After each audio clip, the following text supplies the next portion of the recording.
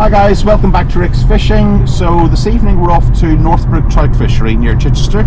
I did go there back in February for the first time, and I did a first visit, honest review of the fishery in February. So if you haven't seen that video, I will stick a link in the description. But on this particular episode, I just wanted to go back to Northbrook. Having done a few different fisheries now for the last few episodes, I just really fancy going back here and just having another crack at the brown trout. Andrew Tupper, the owner, has a little private lake in his back garden, and he farms trout for lots and lots of local fisheries, and he also stocks his own private lake, obviously. The difference between Andrew's fishery and pretty much every single other fishery that I've been to is that he stocks an unusually high percentage of browns in the water. So the last time we were there, it was kind of 50-50 browns to rainbows. And if you did see that episode, you'll see that my good fishing buddy Sam caught a brown trout that was just shy of £4. And to be fair, he hasn't actually let me forget about that trout.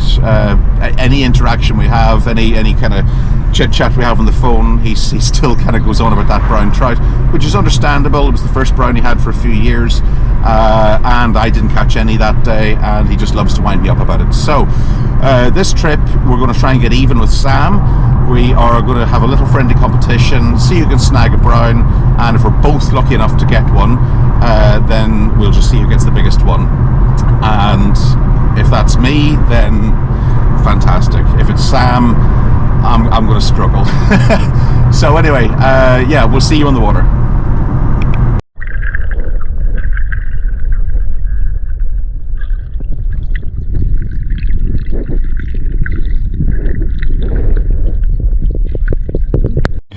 Right guys, so we just arrived at the top lake here, said hi to Andrew, and yeah, basically spent the first 10 minutes having a little nose round. So I hope you enjoyed the footage of the stock ponds.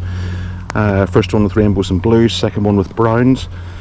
So yeah, just arrived at the top lake, and really, because it's so bright and so sunny, I'm not really expecting the fish to be close to the top, although we have seen a couple of browns subsurface.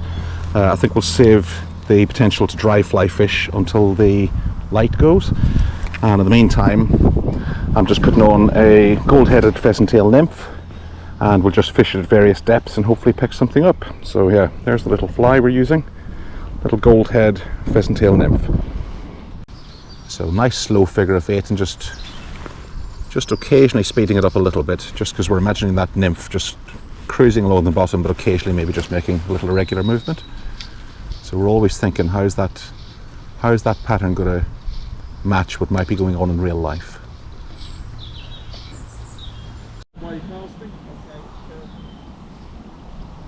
Tell you what though guys, and this is no lie, I've just noticed I'm actually breathing really shallow at the moment, because I know there's decent browns in here. I've got myself so worked up with the prospect of catching a brown, more or less on every trip, but it's almost coming to a climax because I know this is quite a good spot for browns. I've just caught myself breathing really shallow, and I think the only explanation is that I'm semi-excited and semi-petrified at the same time. Excited to catch a brown, and petrified of the fight and potentially losing it. Yeah, just a little comment I thought I'd just mention, even though I did mention it in the first Northbrook video. Andrew more or less stipulates that you either fish dry fly, wet fly or nymph. He doesn't like lure fishing here, although, you know, within reason certain lures are okay. So, you know, your kind of cat's whisker, fine, but any kind of American style kind of streamers or snakes would be a no-no here. So it kind of suits me because I like to stick with my natural patterns. Oh, nice brown just rose over there. Don't know if you've seen that. Yeah, I will only really resort to lures for two reasons. Number one, because it's the middle of the day and the trout generally switch off around that time. Trout generally feed more first light and last light. So if I'm out fishing and it's kind of that lunchtime period, I'll switch to lures then, just to try and trigger some aggression from those kind of weary, dozy trout. Sleepy trout's maybe a better word. The only other circumstance where I would try lures is if I've thrashed naturals and I just cannot ignite any curiosity or hunger response, and I want to rely on the third response the trout have, which is sheer aggression. Then obviously that's going to be most likely to be ignited with lure fishing. Right, so as we wait for our first take, I thought I'd basically share with you guys why I have such a passion and a love affair with brown trout. So, I had my first fishing trip with my dad on a little river called the River Termon, and that's outside a little village called Pettico, just across the border from the north of Ireland where I grew up. And yeah, my dad and I used to go fishing there when I was, I think, primary school, and we used to fish very, very light, 3-pound line, size 14 hook, and we just trot, you know, maybe 2 maggots down the river and just catch these little wild brown trout. And yeah, I think they were just such happy childhood memories for me that I've always held the brown trout in very, very high regard. It kind of just has a special emotional place in my psyche, I suppose. Yeah, and even if I didn't go fishing with my dad, because you know, maybe it was the summer months and it was Sunday evening and I had to go to bed early because oh, nice brown just jumped there. Yeah, on those days where I couldn't go fishing with Dad just because I had to go to bed early for school the next morning, I would always remember on the Monday morning I'd run down the stairs with excitement and have a look in the fridge to see what Dad had caught. And this might seem silly to some of you guys, or you might understand exactly what I'm talking about, but I used to just get so excited just to see, you know, what success he'd had when I opened that fridge door. Right guys, so the next choice of pattern is this little stalking bug, but I've deliberately went for a sort of a blue flash damsel look, and I'll tell you why. So I learned during the week that trout are actually what they call tetrachromatic, which means that they have 4 types of light sensitive cells in their eyes, and this means that they can see 4 different wavelengths, namely green, red, blue and ultraviolet, although the ultraviolet wavelength apparently only applies to juvenile trout and young trout. The older trout tend to lose that as they age. So trout apparently see blue wavelengths the best and green wavelengths the worst, and I think that's possibly why blue flash damsels do so well at fisheries. So yeah, I'm going to give this a go and hopefully we can get one of those big browns. Right, so we've given this little stalking bug oh, yep, fish on, and I think it might be a brown. I think it might be a brown. Right, we have to be very careful. Yeah, staying deep, guys.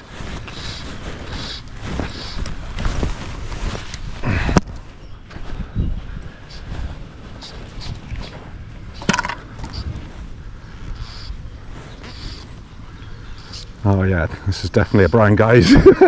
It's staying deep. Third cast on the black and blue stalking bug. Please don't get off. I'll be good for a week, I promise. Oh, well, that's a bit embarrassing, guys. I thought this was a brown. I think because I wanted it to be a brown, I basically assumed it was. But it's still a decent rainbow.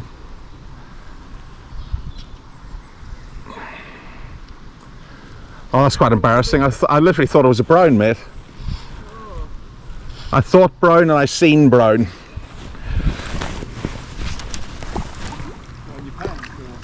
Not in my pants.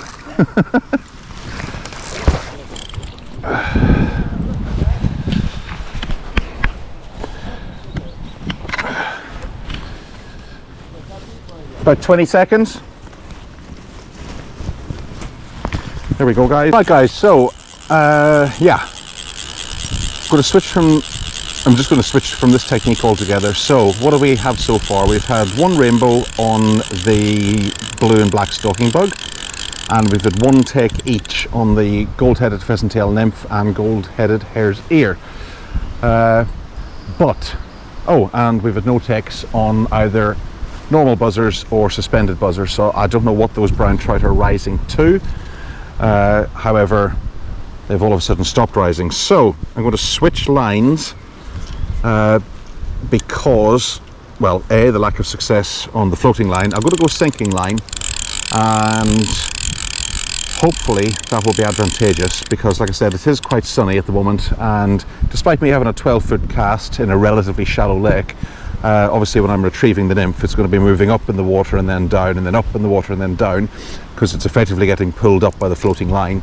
So I'm going to stick a sinking line on, and hopefully that'll have the fly easing along the bottom a lot more consistently where those fish probably are.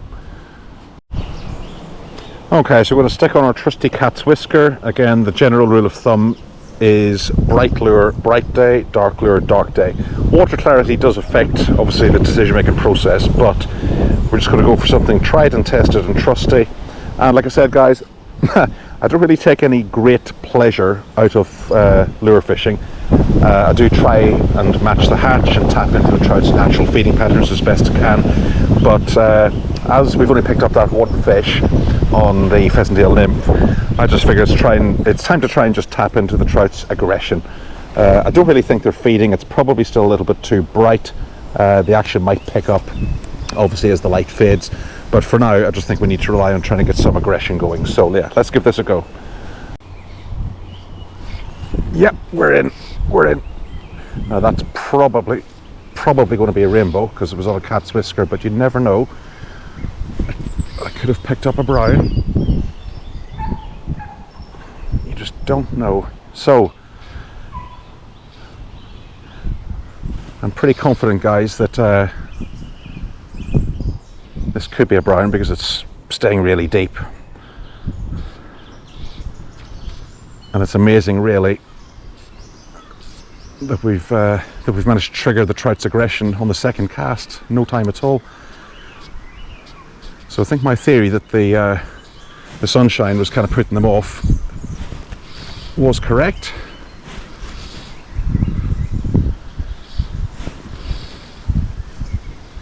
But we've just managed to annoy this trout, and we're in. I'm pretty convinced this is a brown. I don't want to be embarrassed, because the last one I thought was, and it turned out to be a rainbow, but I'm pretty sure this is Mr. Brownie. Why am I so confident it's Mr. Brownie? Because he's swimming close to the bottom, he hasn't showed himself yet, and he's shaking his head. Okay, so remember, we've only got a 4-pound line. It's worth pointing out that I'm just going to play this fish out. I'm not going to force him.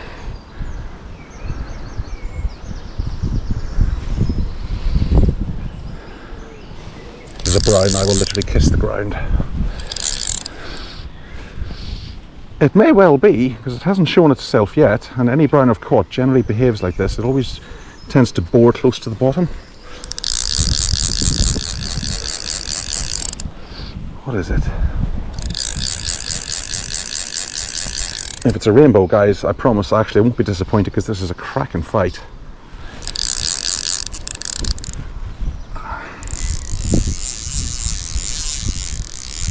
I think it might be Mr. Brown, guys. I think it might be Mr. Brown. Please don't get off. I promise I'll be a good boy for a week and I'll do all the chores.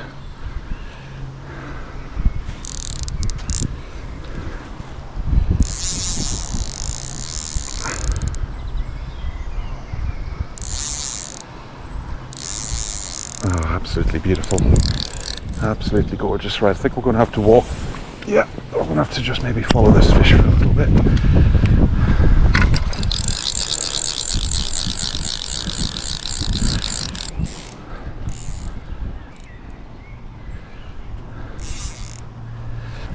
Yeah, so we're just going to follow this fish, guys. Like I said, it is only a 4-pound line. I don't know what size this trout is. It's just pulling a lot, so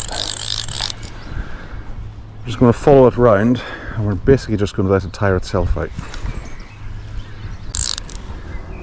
Yeah, it's a brown, guys. It's a brown.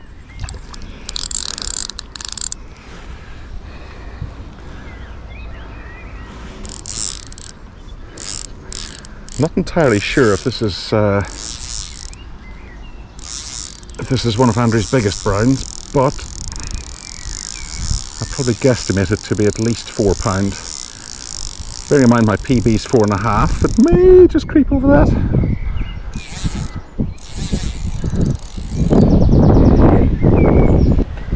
Alright, we'll stand our ground.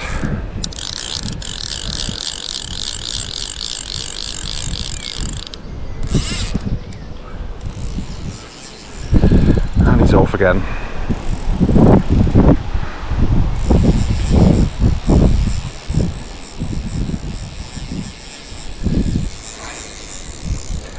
He is off. Come on. That's a decent brown, folks. If I had caught this in the little country rivers with my dad when I was a kid, this would have been classed as a real specimen. Of course, it's a bit different in a stocked lake, but nonetheless, just fantastic. Oh, beauty. Right. Come on, Mr. Brown. Come on, you ready?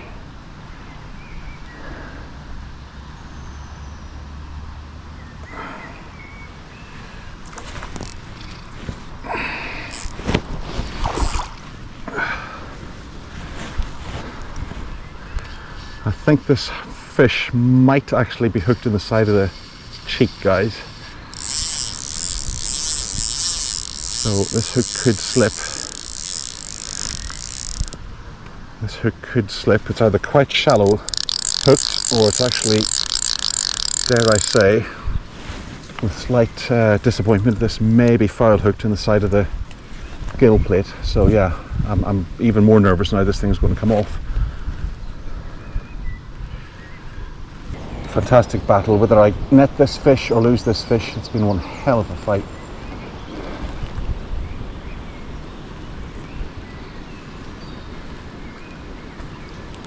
Oh, Jesus. Oh my God.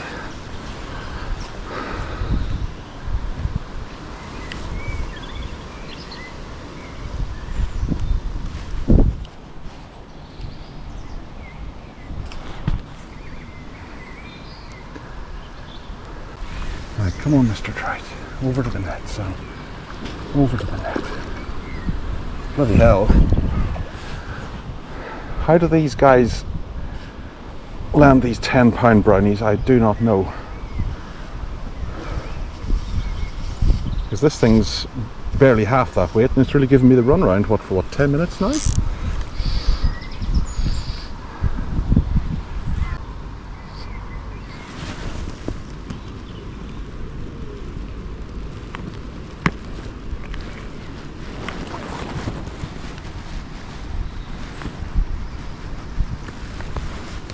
Yes.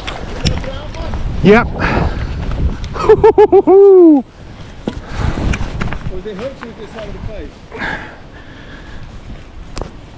It was side of the face. It was foul hooked, unfortunately, but there's not much you can do about that because we have to keep them. Oh, what a pity,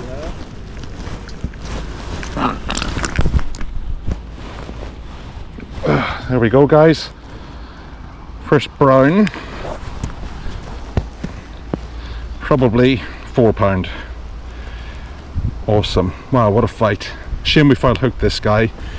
I'd like to think it was going for the lure, obviously, but yeah, didn't catch it under the best circumstances, but just one hell of a fight. One hell of a fight.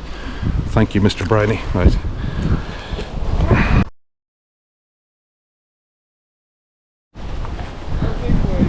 Right, guys, the official weigh-in is 6 pounds. 6 pounds. That's a PB for me, mate. That is a PB at 6 pounds, smashing my old one by 1.5 pounds. Couldn't be happier. Right, guys, yeah, that's the end of the session. So 6 pound brownie, 3 pound rainbow. Couldn't be happier. In all the years I've been fishing, ever since I was a primary school lad fishing the rivers with my dad for wild brownies, you know, maybe up to a pound, 1.5 pounds if we were lucky. That 6 pound specimen is literally the most beautiful fish I have ever seen in my life. Definitely the pinnacle of my fishing life so far. Yeah, I just can't believe that I was actually lucky enough to catch that. You know, as an angler, as a human being, to see such a fantastic fish, I just can't believe how lucky I am, really. So yeah, absolute joy. Totally lost for words. Thanks, Andrew, for your good work here at Northbrook, and thanks you guys for watching. And yeah, really looking forward to going home tonight, having a few beers, editing up this video, and yeah, I don't know, I'm just couldn't be happier. So yeah, thanks a lot, guys. Take care, and I'll see you at the next episode.